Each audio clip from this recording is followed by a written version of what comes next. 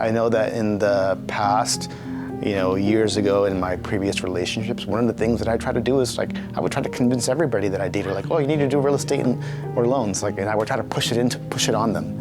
And one of the big things that I learned is it's not for everybody. One of the things that that Gara was considering in the beginning when we first met is she wanted to start her own little boutique car dealership, and she was wondering if the relationship with me was going to allow her to do that too, because that was her dream. Right? She's like, she had been working on doing this little boutique car dealership for the longest time. It's called Carsies. Right? I always make fun of her because I was like, what is it called, Crazies or Carsies? I always poke fun at her. And she held on to that, and she's like, oh my God, I don't want to get derailed by starting to date this guy. The thing that made it okay was that I was always supportive of that. It's like, oh, you want to do that? Great, do that. Right? I'm never going to be opposed to my spouse making money. Hell no. And I'm like, you want to do that? Do it. I never pushed her to do it in real estate either, or loans. She wanted to do that on her own, which is great. Now we can do it together. But she just saw a different opportunity for herself on her own.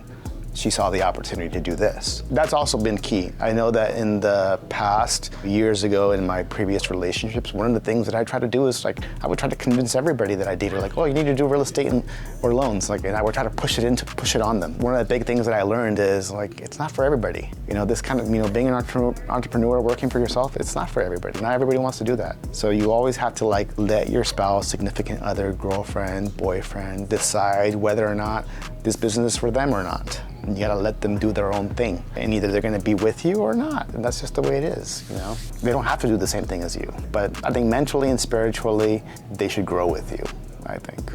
I think that's a big part of it. It doesn't work when one person grows mentally and spiritually and the other one doesn't. At one point or another, they'll just grow apart. And then it doesn't work.